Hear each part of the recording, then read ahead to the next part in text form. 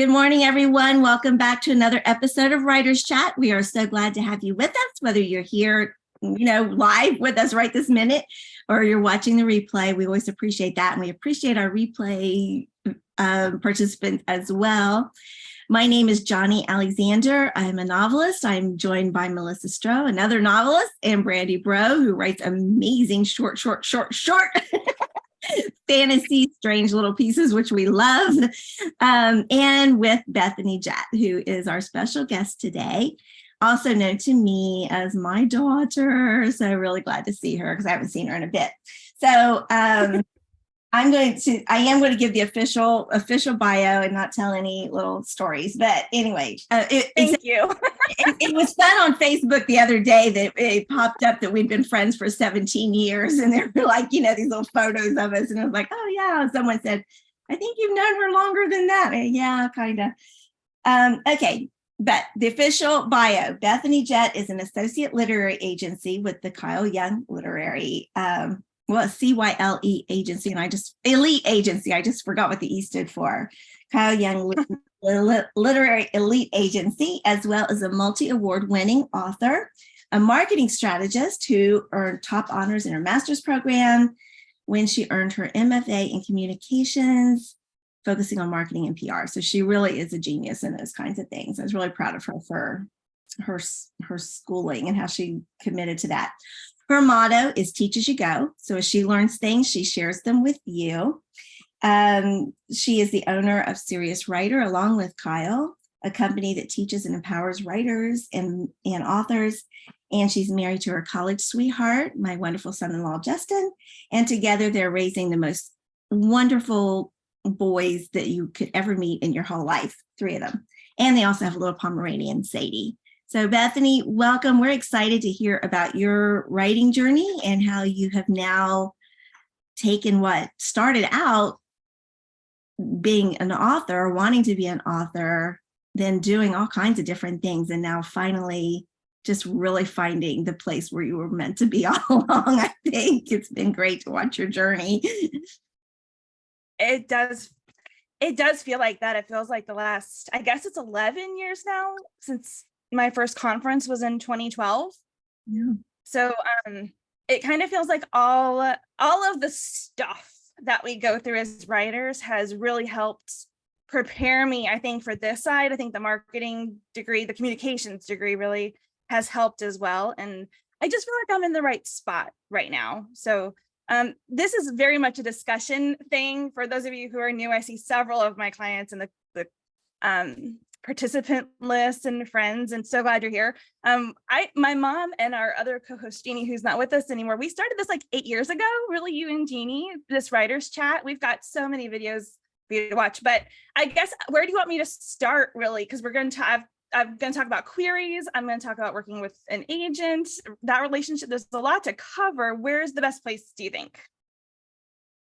Well, our focus is the writer's journey. So we kind of want to see how you progressed from a dream to writer to agent.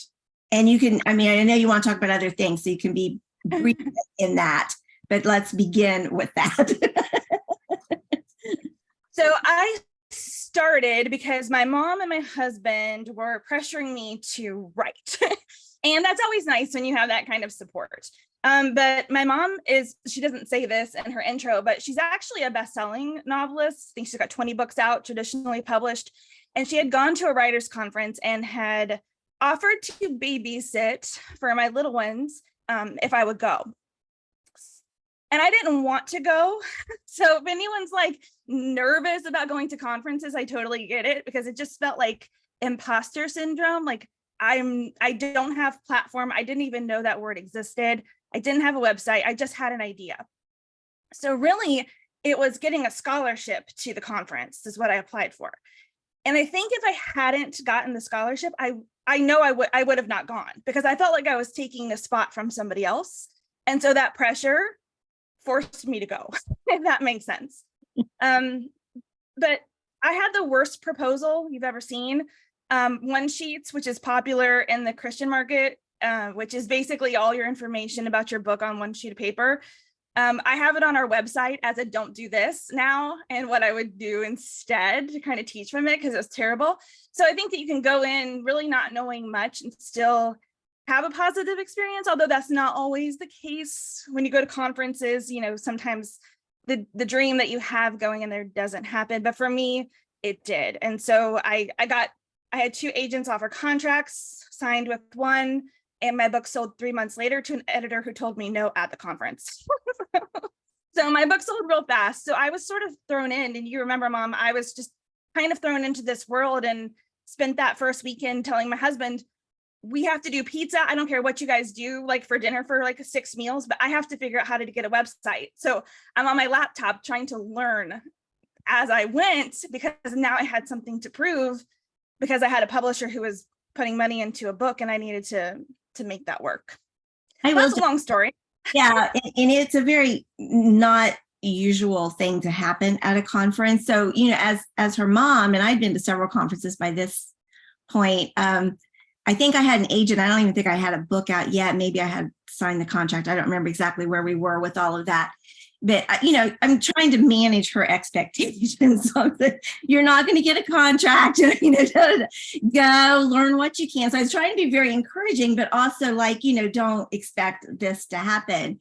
And she was given the Writer of the Year award for the conference and came home with all this stuff. And I was just like, okay, this never happened. So yeah, this is just a wonderful, wonderful thing. So that was sort of the, I don't know, just propelled you into our world. And then from there, you were very interested in starting a company too. So you might want to just talk about that too. Or, I mean, I don't know if you want to talk more about your books first or not, but.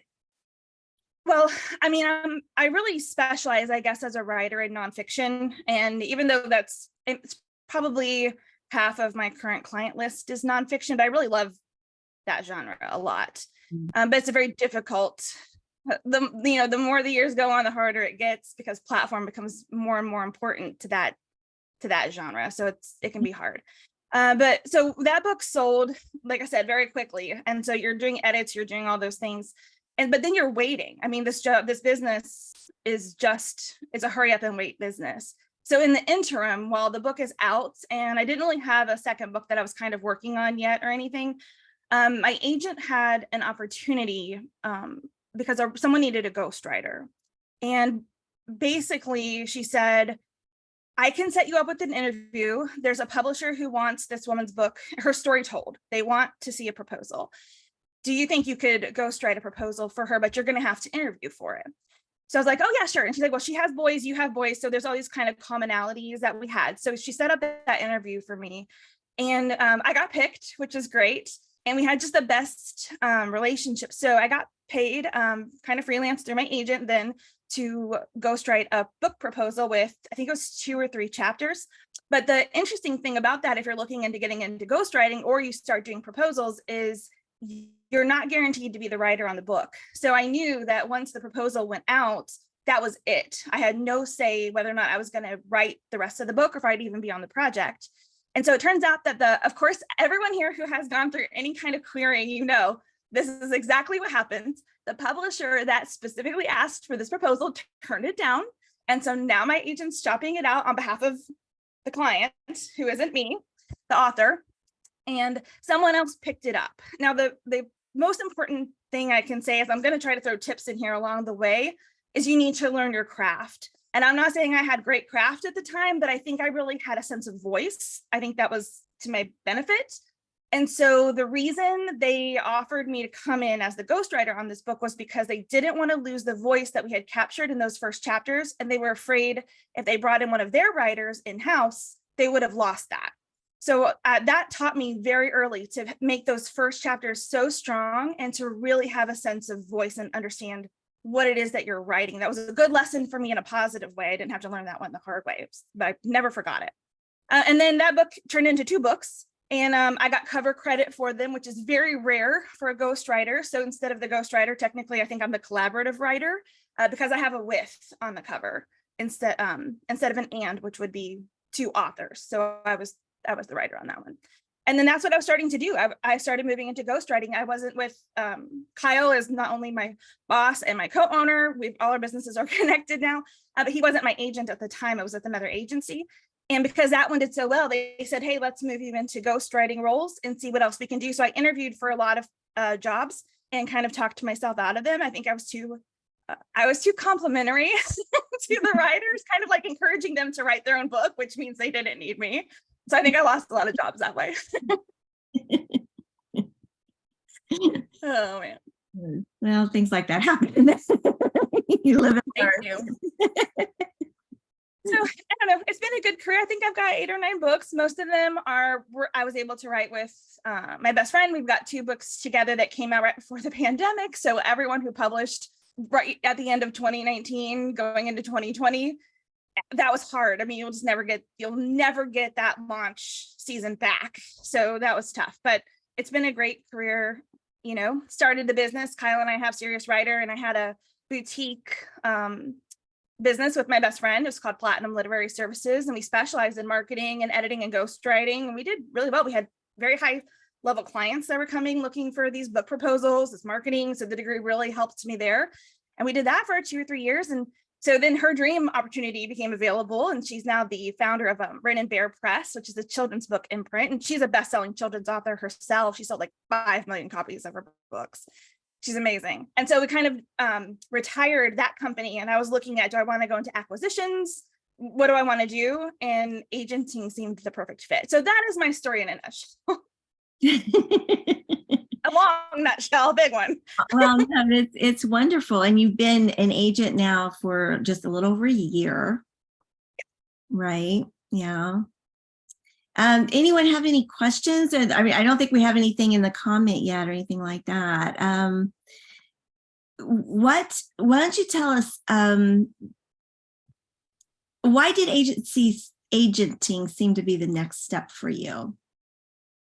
Is that a tough question? No. Is it the last step? Well, I say that again. Is it the last step? Is it like, this is it for now, this is what I'm going to do for the rest of my life step? Probably. I don't know where I know now that I don't want to go into the acquisition side of publishing. I mean, that might be fun, maybe years and years down the road, but it's just a different side of acquiring. You have to think about the house, and you only have so many books. With agenting, you're really working more with people on their careers as a whole. So like with my clients, may we be together forever. You know, I get to watch this development. I get to be a small part of that and kind of help guide as best I can the steps they need to be successful with their own writing. And I've always kind of loved the business side of writing so much. And Mom, you and I have talked about that, because you talk about how like you can't go a day without writing. And I'm like, ugh. I'd rather do like, let's talk about social media. Let's talk about branding. Let's talk about all these other things. So I think that kind of helps on the agenting role too. And I'm totally in control of it. So it's, you know, I decide when I open, I decide who I offer representation to. You know, they have the choice to say yes or no. But I have a lot of control that way, just like I did with my other businesses. So it seemed to be a really good fit of business in the publishing industry for me. Yeah. Yeah. All right. So why don't you tell us a little bit about what you're doing then, what you're acquiring, but also like, you know, let's touch on some lessons learned during that first year. And because, you know, it's fun for me because like I'm there. Sometimes I'm actually with Bethany in person. I move, for those who don't know, I move back and forth. I'm here in Oklahoma, but then I'm with her in Virginia for a few months out of the year as well. And it's always fun just to be right there, you know, and sort of be going day to day about what's going on. And I was kind of there when you were first taking these baby steps towards being the agent. And it's been really fun to see her just like, oh, I want to represent everybody to well, and then, you know, just kind of narrowing her focus and, you know, just making all these steps and then having to kind of back up and, you know, move forward and just to see that growth has been really fun for me, because I mean, that is something I absolutely would never want to do personally. I'm very happy writing my little story. But yeah, just kind of touch on those things. Oh, we do have a question. Let me give you this first. Thank you, Sarah. I'm having a difficult time finding representation for my YA dystopia. Many agents say they aren't familiar with the acquisitions editors who accept this genre. Any guidance? Hey, Sarah. Okay, so YA is, I mean, I feel like I'm going to say things that you've heard a million times, and one of them is YA is so hard. And any kind of like YA speculative or fantasy is also hard, and that's going to fall in there. So I think it's good first that agents are being honest that they don't have the connections that you need to get the book in there, because if you sign with the wrong agent, or you're kind of, I don't mean that in a bad way, but I'm just saying if someone were to take you on and they're like really can't help you, you don't want to look back and think that you've wasted time. I mean, that's one of my biggest fears as an agent. Okay, am I wasting their time? Like, I don't want that to be the story. Like, I don't want to have held them back because I can't deliver on what I'm trying to do for them. So, I mean, it's a good thing that doesn't help you then when you're trying to get an agent then for the book. That's difficult. So here's what I would do. If you keep getting that feedback, then I would participate in Twitter pitch events, which is something like, I could talk about that all day. Like, I could talk about queries today, pitch events, but try to find editors yourself who are interested. And some houses are going to let you send without an agent, but in these pitch events, the nice thing about that is that an editor can ask to see your manuscript once you are agented, if it's a house that requires an agent. And I have queries come through, or even DMs on Twitter sometimes, where that's the story, where an author has said, you know, this has been requested by an editor. They only accept agented submissions. So I'm querying to see if this is something you'd be interested in. So that can help too, because you have removed the objection of, I don't have anyone to send it to. And then the best advice would be to find an agent who has the connections to send to, the ones who are already sending to those editors. And you can find that out like through manuscriptwishlist.com, or QueryTracker has a list of agents and what they acquire, or in books, go back to the books and look in the acknowledgement section to see who the agent is, if they're listed, or talk to other writers. So there's lots of ways to find those agents, but I don't know how many there are, but I know I see this a lot with just kind of fantasy in general, particularly YA. It's just a tough space. So I wish you all the best with it. I really do. Let me ask you to, since we're headed this direction, you mentioned QueryTracker and Manuscript Wishlist. So why don't you explain what both of those are and how people would access that information? Manuscript Wishlist. In a minute. Sorry, Beth. We'll get to your question in just a minute. Go ahead, hon. Manuscriptwishlist.com is a website. And so it's optional for agents and editors to sign up for a page there. But I love it when they do, because I'm always kind of like researching editors now from publishing houses. So when they have, we call it an MSWL, when they have one of those on the site, then I can look and see more about who they are, what they like, what they're looking for. It gives you a little bit more insight. On Twitter, which is a really great place for writers, you want to search for the hashtag, I can type it in, but it's hashtag MSWL. And if you search that, you will see editors and agents updating what they're looking for at any given time. So it's a really good hashtag to follow, because if an agent hears that editors are looking for this particular type of book, they may throw out a tweet with an MSWL hashtag saying, hey, I'm looking for this right now, where it may not have been something that was on their main page. So that's always a good thing to be following. And I got lost on the second part of what I was going to say. Okay. QueryTracker. Talking about a learning curve coming in from the author to agent, at least for me, because I didn't go through the query process. So I went to a writer's conference, met my agent there, signed, and that was it. Like, I didn't even know QueryTracker existed. And then when I signed with Kyle, it was because after he had become an agent, I already knew him. I was watching him at these conferences, watching how he interacted with his clients. I was watching the deals that he was making, and I thought, I kind of want that. So I already knew him. So I was able to submit to him directly after I had closed out my other relationship with my agent. So like, this query process was the biggest learning curve for me coming in as an agent, because I had to understand the culture, and I needed to learn the culture around querying and how to do it when you're not meeting someone face to face and you don't already have the relationship. So I spent that for 6 months. I know, like, I was always on Twitter when you were at my house, Mom, but I was reading, I think I read the hashtag am querying on Twitter. I think I read literally every tweet for 6 months. Like, I would start at the latest and go all the way back till I hit where I had hit the day before. And I was constantly going on there because I wanted to see what were the frustrations that writers had, what were the problems, what were the pain points. And then as I was listening to podcasts from agents, learning process, because I learned a lot from Kyle, but he and I are very different when it comes to how we do things. So I was just looking for, how do I learn everything so I can figure out the best way for me? So querying was quite a jump into the deep end. And I made some mistakes. Like, I didn't know some of the terminology at the beginning because I didn't use it, but I figured it out. So you teach as you go. I just as an anecdote too for the whole MSWL hashtag thing. So we were at a conference in Italy, which I know is fantastic, and there's another one coming up. So I'll put in that quick little plug for that too. But we were in the Serious Writer Conference in Italy last March, and my sister had come to the conference too, and she's interested in being a writer. And in fact, Bethany now is her agent as well. And Kyle is just reading some of the editor or some of the wish list items. And maybe I should let you finish telling this story because I might get something wrong, but yeah, go ahead. Yeah. So I know it sounds like a little bit of like nepotism, but like my aunt is actually this amazing businesswoman with these major certifications. And so we had this idea for this book that fits in exactly with what she wants to do. She's also an avid cook. And so as she's listening to this list being read off, we kind of both looked at each other, kind of like Kyle said something, we both looked at each other and she's like, I could have that to you in 3 weeks. I said, okay.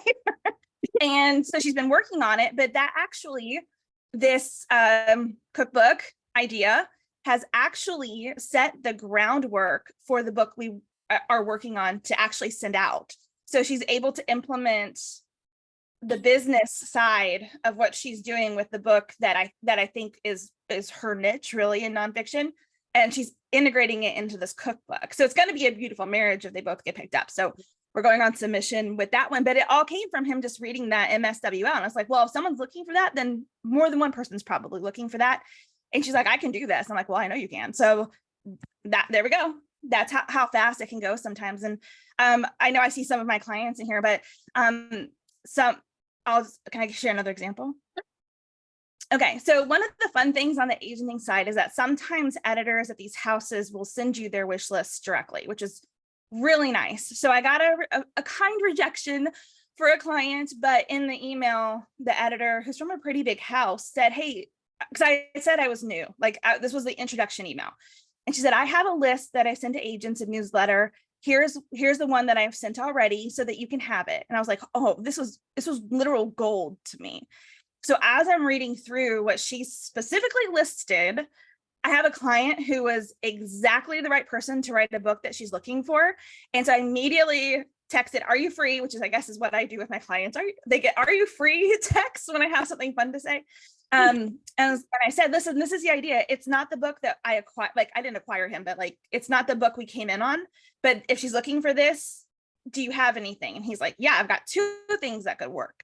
So now we're working on that. So this industry can just shift and pivot so quickly. Sometimes it's not the book that we thought we were going to work on first. Something else can pop in. And so I think that's the fun part of agenting for me. That's what I look for in clients too. The clients are all wonderful when it's like, okay, are we ready to pivot? I think we need to pivot. And a lot of it is instinct and you're going on your gut as you're watching what's happening. But as authors, you need to do that too. You got to watch the market and stuff too. So I look for clients who do that, and my clients are fantastic. So shout out to all of you who are here. Absolutely. Those are just such great stories. And I think it does show, like, there are people who have fabulous careers and don't have agents. So I'm not saying that everybody actually have to have an agent. But when you do have somebody, you have things like this that can happen that you would never, ever know about. And I know, like, a lot of my writing has come from opportunities that if I didn't have an agent, I would never know about and would not be able to do. So, we had talked before about, things you had learned about agenting over the past year, but we do have comments. And so I think instead of talking about that, we'll let people ask their questions and, if that's okay with you. So Jennifer, I know you had your hand up. Are you able to come on and ask your question? Yeah. Okay, there you go. Okay, I'm used to Zoom situation, so you're sorry fine. if I. No, you're good. You're good. Okay. Oh, thank you. I had a book, manuscript. It took me 30 years to get it done. Children's book, and I tried to find an agent, could not find an agent at all. So I went to editors. So I found an editor that took me up on the story, and it's published now. Yay! Yeah, and it's a cute little book, I think. Hildy and Harold take on the teachers, and it's 99 pages long or so. And is it typical for typos to get through the first process? I have a couple of typos in the first printing. Is that common? Yes. Every book. Okay, good. I'm glad you hear that because I have some. So I have like 5. Made me crazy, but I can't do anything about it now. 1,000 books have been printed, so they're out there. So yeah. Nothing that doesn't make or break the book, but it's okay. All right. I'm just here to try. Well, congratulations. Well, thank you very much. I'm thrilled to be published, and hope that the story will help kids stand up to teachers. That's the whole idea, is for kids to stand up for themselves. Mm-hmm. And I don't have another book in my mind to do anything with. I don't have any ideas. So that the MS listing, I'll look at that. Manuscript. What do you call it? Manuscript wish list. Okay. Yeah. So I can look Brandy at that and see it in there. Yeah, Brandy put it in the chat. She put the link in the chat, so you can find it in there. I can figure out how to get to chat, so I don't know how to get there either. So I came on here just because. There's a button at the bottom, so you get it on there. So we'll help you with that afterwards. So don't worry. Okay. Okay. All right. Thank you. You're welcome. Thank you. Okay. Thank you very much. You're very. Mom. Yes. Oh, sorry. I think I had a delay. I was not trying to interrupt. Sorry. Okay, you're fine. You're fine. QueryTracker.net. I just wanted to say it for the recording because I actually did not tell you what it was.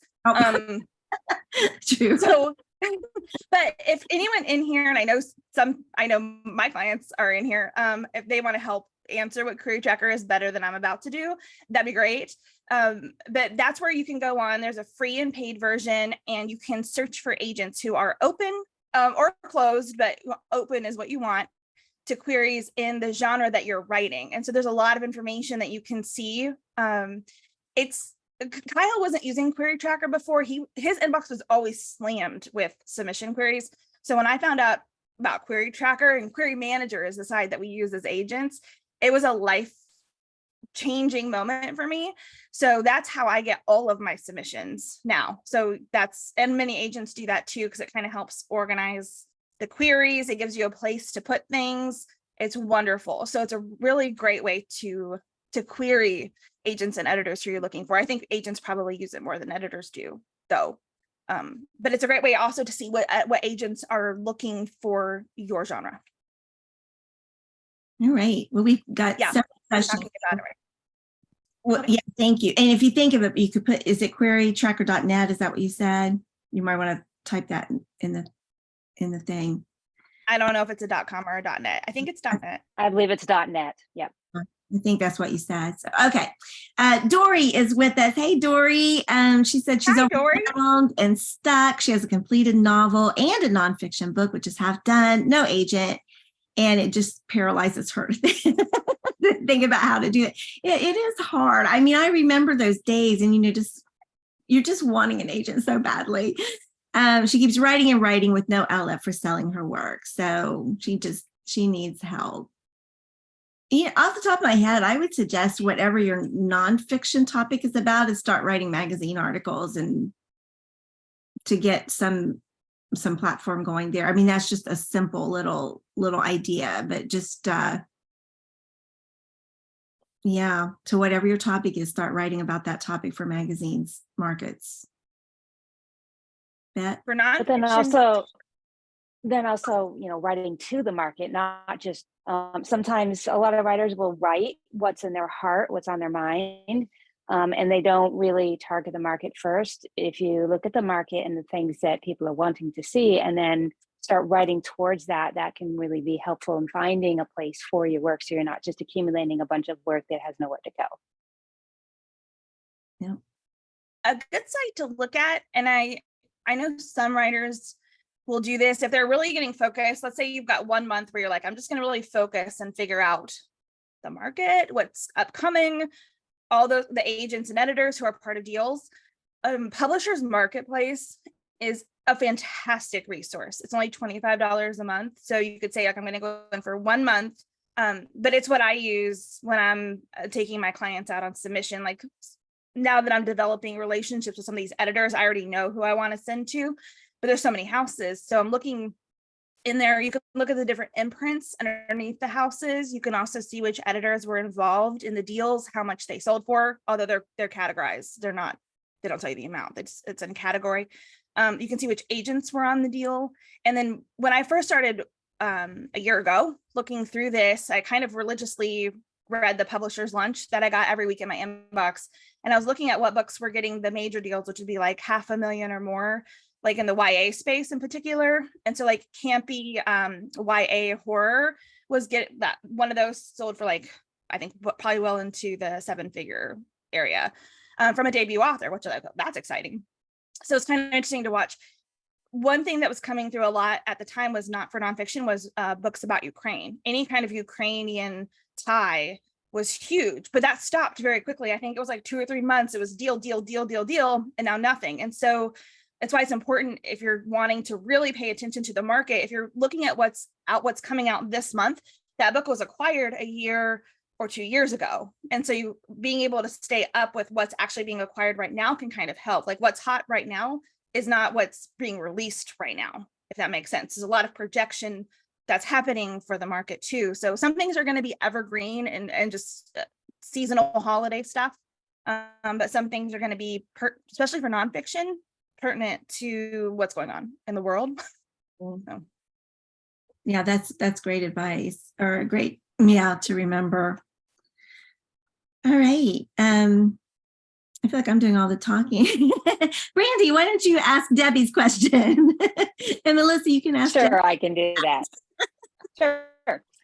So Debbie says that she wrote 3 books that didn't get much traction, and she was able to pitch new ideas and was told that since her other books didn't get much traction, she was not a viable candidate.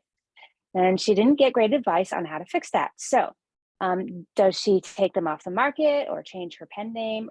Any advice she really is appreciative of. She says she has books that are almost done and would love to get them published. So do you have advice for her? So I'm going to assume that by not much traction means that they were published but didn't get many sales.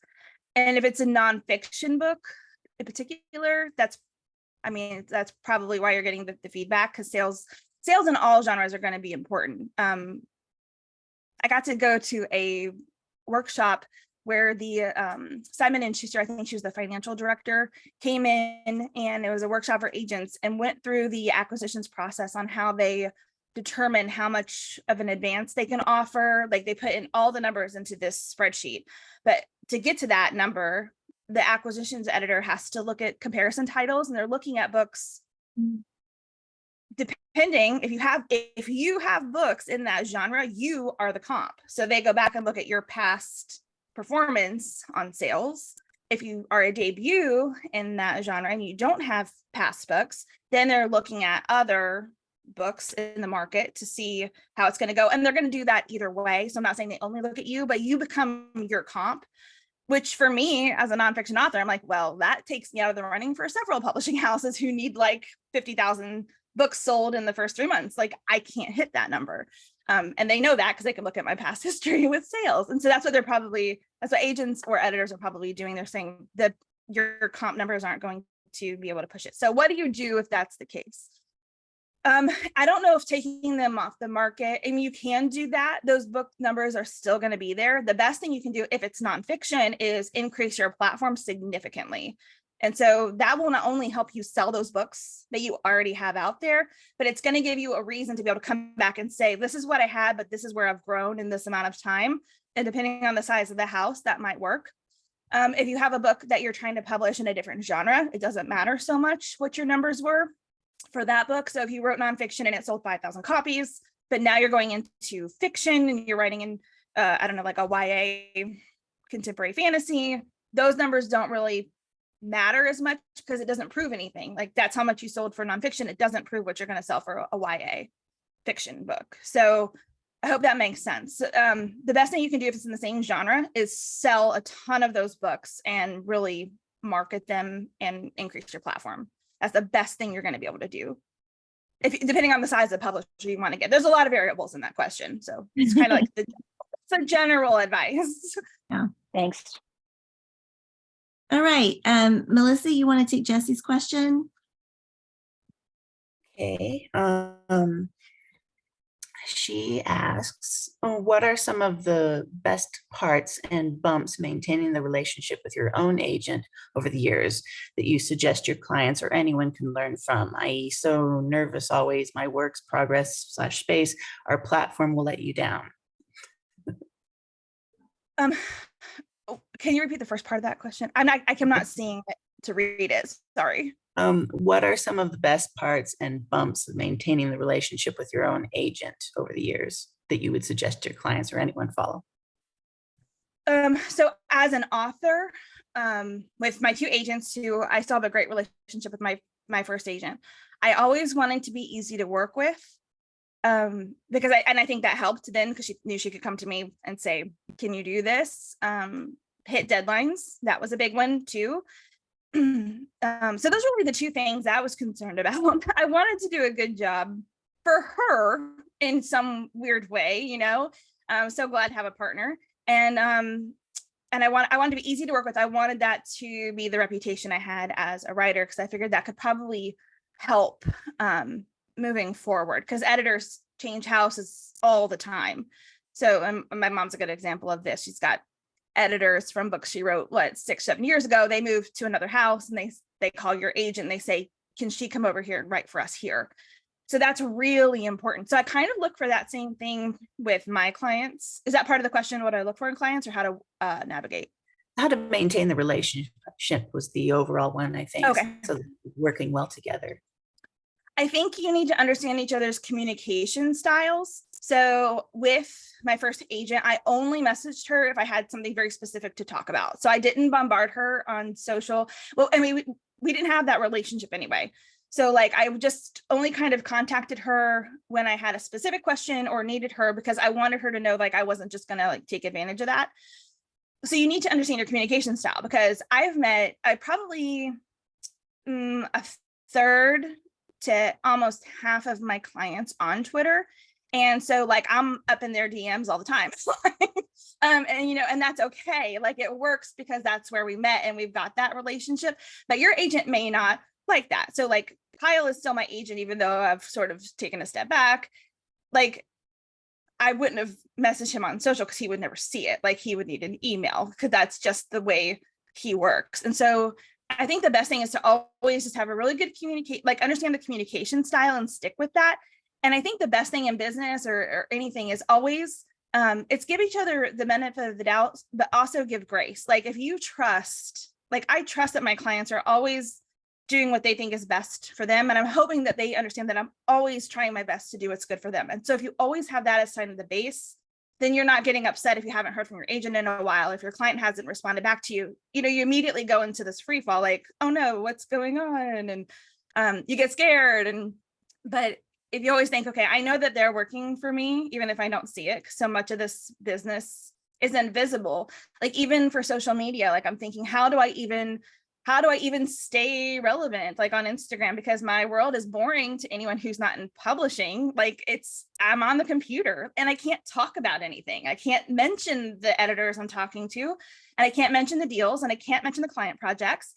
So everything is like this very hush hush secret world in this bubble. So just know that, you know, you got to have trust in each other. I think that's big. And if you have a problem, just have a phone call and just talk about it. Don't let it fester. All right, we have another question from Jessie Mattis. She says, hi, Bethany. I have a completed women's fiction series of 3 with repeating protagonists, and my agent is hitting walls, hearing from editors that they don't like series with repeating protagonists. Readers I talk to love repeating main characters, so this disconnect is a little frustrating. Have you seen similar things with your agents, and what are your thoughts? I think there's I feel like I want to say disconnect because that's the word that was used in the question, but I think there is a little bit of a disconnect between what the agents and editors are talking about versus what people say readers want. So I see a lot of writers complain about the market and they're like, readers want this, readers want this, readers want this. And like, I agree with some of that to an extent, but as an agent, I have no control. Like, literally the only thing I control is who I offer representation to and who then I send to. That's it. Because once the manuscript goes on submission, it is up to the editor and the house and those editorial boards for what happens to this book. And I have a little bit of control when that contract comes back in my hands. So that's it. So it's like, it's not helpless feeling in that way, but here's the thing, the editors are looking, they kind of have that, go back to like we talked about Publishers Marketplace. If somebody were to come out with like a Ukrainian proposal today or a book about Ukraine, in my mind as an agent, just for a year, I watched that wave hit with the deals. Like, I can't take it unless it would be something completely new, because we're going to see those books start hitting the shelves probably at the end of this year, next year. You're going to see the flood and everyone's going to think, oh, it's time to pitch these books. Well, we watched that happen already. Like, that's gone. So editors are also looking at what's coming out and then also what are they acquiring right now. And so that's where indie publishing and self-publishing is really great, because if you know for sure that your readers want this, maybe this is a book you take hybrid and give them that space. And I know that Writers Chat has talked a lot about how to do traditional and hybrid, because that's what my mom does. She's a traditionally published author, but some of her books she went in with a group and did on their own, and it's been great. So you may have to have a conversation about, like, is this project something I need to do on my own, and let's try something else, since the houses aren't taking, houses don't want it. There's enough space in the market for there to be reader viewpoint and the editor viewpoint. That's why you have multiple ways to publish. And I think that's a good thing. That was really good. Yeah. So I'm trying to make sure I don't miss anybody as I go through here. Let's see. Catherine has some. Oh, there you go. Catherine Burgess. What do you think sets a query apart from the others in the slush pile? That's a good question. There's good and bad. So I will say, moving over to Query Manager is my side of QueryTracker. We still get submissions in. We have a submissions inbox for the agency, and that's where they were all going. And so I kind of helped clear through that when I got started, and then we all moved to QueryTracker, Query Manager. But still, even though it's like very clear on the website that we don't take submissions through that inbox, people find it, and it could be that email could be listed anywhere. So we still look at them, but the professionalism of an email typically that comes to our email inbox is much less than one that comes through QueryTracker or Query Manager. Because I think with QueryTracker, you're dealing with writers who have taken the time to learn the industry, learn what's needed. They have respect for the industry to some level, and they have the things required, because you can't fill in all the fields unless, like, some of the fields are required. So you have to put in your comp, your synopsis, your pitch, whatever it is that's being asked for, where if someone's sending an email, they don't have to. So many times sometimes I just get a document, or it's just like this 3 paragraphs of really nothing. I'm like, this doesn't tell me anything. I'm like, okay. So things that are good in the pitch, and I have a sample pitch. If we have time, I have a sample query letter from a client that I actually signed because of her pages were great, but the query was excellent. So I could do a breakdown, depends on how much time we have. Okay. You want to? Just to clarify, I thought I heard you say that submissions through email are more professional than QueryTracker. Other way around? Other way around. Okay, yeah. Thank you. They don't seem to be, for us anyway, kind of get a mix. Some of them are, but because you're forced to put fields into QueryTracker, I think that helps too. To always know where to look. So you're only kind of dealing with things in sections, which is really nice. I think for pitches through QueryTracker, if I don't necessarily care about like a typo, I know writers get really upset about that, or like if they address me, I mean, if you just put my name, some agents get very particular. Like if you don't address them a certain way, if you have like one mistake in your typo, like it's an instant rejection. That's not who I am. It's not who a lot of the agents are that I've come to know either. You're wanting to make sure you have all the information. So this is kind of what I was going to show on a slide, but let me just say it because we may not have time to do that. You want to make sure you have a good opener, like something that's going to connect you to them right away, whether or not it's, I saw that you love The Office on Twitter. Okay, great. Like now, not that I'm more interested in your query at that point, but like, oh, we have a connection point. Like, okay, great. The metadata of the book, I like to see it at the top. And so that's really the first thing, like, as I'm going through my queries, all these things have to match. So the word count has to be in the range for the genre of the book that you're pitching. And if it's not, then that's like it's an instant no. It tells me a lot if you don't understand word count for your genre. You don't understand the market yet enough. So that's one thing. The genre has to be something I represent. And then as I'm reading through the pitch, first pages and the synopsis, and I bounce back and forth depending on the query on what I look at first or next. And the voice of the first pages, let's start there, has to match the genre. Like if you pick up a thriller, you know from the first pages that it's a thriller. Like it's there. It's in, whether or not it's that little prologue where it's like this, the bad guy talking from their point of view, and then it immediately goes into your, hero for romance, which is what my mom writes. So you've got the meet cute is happening very early on. It's the hero or the heroine's voice. If you understand your genre, if the first pages don't match the genre that you're pitching, like this is supposedly the pages you've worked on the most and edited the most. And if it's not there, I don't trust that the rest of the book is going to be there either. So that's why those first pages are so important. So anything that's kind of off is probably a bad thing, but just I think the best thing is to be professional, because so many people aren't. And so by being professional, you're already giving yourself a leg up. Honestly, don't try to like set yourself apart by doing something crazy. That's true. That's true. Okay, Melissa, you want to take Sophia's question? Sure. So Sophia says that her publisher is ordering physical ARCs in addition to e-ARCs for her street team. And what's your advice on where to share these? She says, I have a few great leads, but not sure about how to distribute these treasures. So. The first thing that came to my mind, and I'm sure there's better answers, was if it's a physical copy of the ARC, I would get it into the hands of people who are going to take a picture of it. Maybe authors who are already doing like some kind of bookstagram or book talk, and get it in their hands, because they're actually going to show it. They can open the pages. It's not a digital version. So I would be really precious with who got that physical copy. Because if it goes to someone who's just going to like put on the desk and do nothing, it's great if they leave a review. I'm not discounting that, but you're going to get more traction from that ARC if it's in the hands of somebody who's really excited to have it. Like I have an ARC of Serpent and Dove, and I treasure it because there's only so many of those in the whole world. It's not the final book.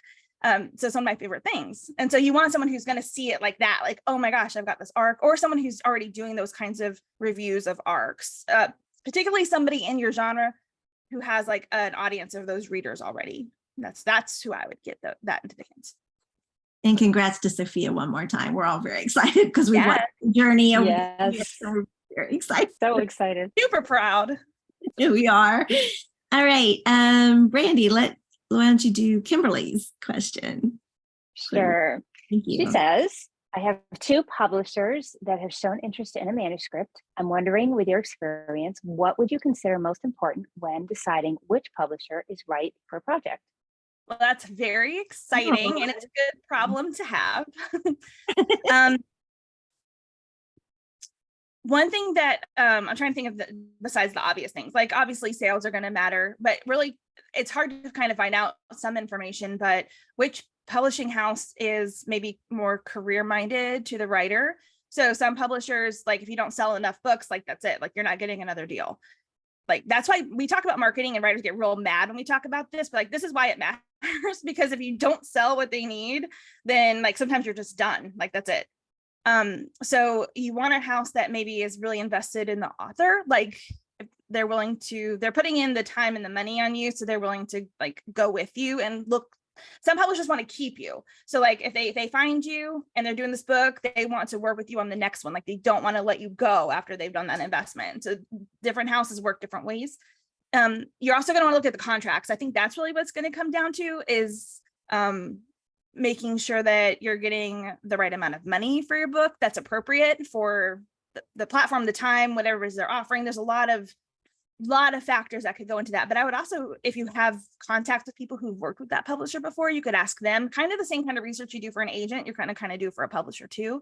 And you can look at their past deals on Publishers Marketplace, see the kinds of things they're acquiring, talk to people. Is it possible that in that situation, a person could talk like to each of the editors and then just kind of get a feel for which editor is most excited, or would that not normally happen? Well, if you've got an offer from a publisher, I'm assuming that it's an unagented submission, so that the editor is the one who's actually working directly with you. So then that would be the one I would ask them. They're the ones who are going to have to answer the questions in that case. So that's kind of what an agent does. Like, why some of these houses require an agent is their editors aren't taking on the customer management side so much. Like, they're not answering the questions. Whereas in this case, the editor would be, because there's not an agent in the middle to handle all of that. That makes sense. I thought that was a weird answer, but yeah, but I think that's what, if I didn't have an agent doing it, that's what I would want to do, would be to get a good feel for the editors and just see who I clicked with, if I clicked with one more than the other one. Okay, we are really running out of time, and we've got a couple more questions. So we'll try to do these pretty quickly. Talk faster. Is QueryTracker just for agents? Just for what agents are looking for, or also for what pub houses are seeking? So you can probably answer that one pretty quick. Oh, someone already. Yeah. Okay, good. Yeah. I think some editors can use it, but it's not how they use it in-house. So I don't know how editors use it. All right. And another question on developing the queries. And let me see what else there is. That's there aren't too many left. No, I think we might be able to cover them quickly. Okay, well, let's, I'm going to go back to the queries in a minute, but Leslie was asking about, is it better to hold out for a traditional contract or self-publishing the best way to go when it might be 3 to 5 years before you can get a contract? It depends on the content of your book. So a lot of our clients at Platt Lit, the boutique company that Michelle and I had, a lot of them fell into the category where they could have gone either way. It was, you could self-publish this and do really well because they had a way to, they already had their distribution lined up. Like, they were CEOs or these major speakers, or they were millionaires, or their CEOs of their own company. Like, they already had distribution. So it was really, which way do you want to go? Do you want to self-publish this, or do you want to go traditional? And so then the question then came when we're having this conversation with them is, are you okay with the wait if you go traditionally? Because it's going to be a while.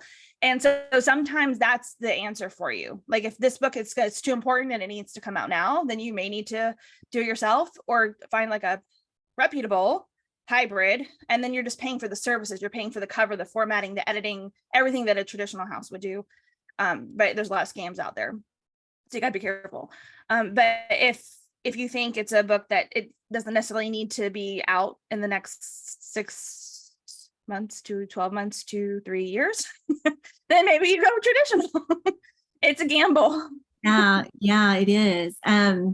It's a hard decision to make. And of course, the other decision is, how much time are you going to actually spend marketing? Because if you write the book, put it out yourself, and then don't spend the time marketing, you're probably not going to end up with many sales. And then that could hurt you further on if you want a traditional contract. So, I mean, there are so many things to think about. Lots of factors. Okay. Yeah, everyone, I don't want to skip over your question, Jody, about queries, but we talked about those. So, maybe we could talk about that in the after party, or someone said we just need a whole thing on queries. And I think, Bethany, you're going to have to come back and do that. I'll put a whole workshop on queries. So that might be just what we need to do. Really quick, Dory asked about the age-old question of spinning plates, organizing the day between writing, building social, finding an agent. Did she miss any big plates? Yeah, it's a struggle, isn't it? Family, you've got family to take care of too. Yeah, I I think one mistake that writers make is they don't consider social media part of their writing. And it's not writing your projects, but if you're thinking of social media, like from a marketing standpoint or communication standpoint, the tighter you write, the better you become. And so if you can learn to write copy, or you can learn to think of your statuses as you training your brain to kind of write tight, it'll help you with that cover copy. It's going to help you with your pitch, your log line, all those things. And so sometimes we're like, oh, it's just social media. But if you think about it a little different, those statuses, how you're writing emails, if you've got an email newsletter, that all is, you're still writing. It's just maybe it's not maybe writing your book. And I think that there's something worthy of that. Yeah. Do you see a trend of nonfiction trending towards shorter books? Yes. So I actually had one of my clients, I was like, I need you to get a higher word count on this. I think we need to go like 50, 55, maybe up to 60, give them a range. And the publisher came back, we like this. Can you take it down to 45,000? I was like, well, that was actually her original book. So yes. And I called her and I was like, so actually you're right on the money here. And it was like last year. So I am seeing nonfiction kind of go there. And there's lots of reasons for that. People talk about attention spans, but paper costs, there's a reason it's hard right now. And it's not just the market, it's also that everything is expensive. And so the amount of books that every publisher can come out with, it changes. Like it's paper shortage. That was really bad a couple of years ago. Like there's still issues with that. So anyway, there's a lot of things. Yeah, and it's kind of novels too. Like my very first historical was like 100. It was a little over 100,000 words. The last World War II novel I wrote was like 85,000, I think. So it's happening there. And usually the books I write are 55, 65,000 words. So they're all getting shorter. Melissa, Brandy, did I miss anything? Because I'm scrolling and I know sometimes I think you got everything. Yep. Okay, well, then I've got just one more really quick, because this came directly to me. Jasmine was the one who was talking about the two publishers and the nonfiction proposals. So she said she has a professional platform, but she's still developing her social platform. Should she go ahead and tell the publisher she's willing to get a consultant to set it up and send it? Any recommendations that way? Well, the publisher's already interested. So because of that, yes. If you were querying an agent, I don't know that would be my advice. But since you already have interest from the publisher, I would tell them like, this is what I can do. Because they're already interested. Like I don't know how interested it is in terms of contracts and stuff, but yeah, that doesn't hurt. Like my mom said, I think connecting with the editors there to see who you have a better fit with, and also to see if that's even going to fit in their marketing plan, because the bigger the house, sometimes they don't want you to do things. So, I mean, I know that's the dream for all of us, is to be with one of the big five. And, I've got a friend who had a book with them. They required a lot of copies to be sold right away, but they also didn't want to hear her ideas for marketing. Like we got this, we know this, we got this.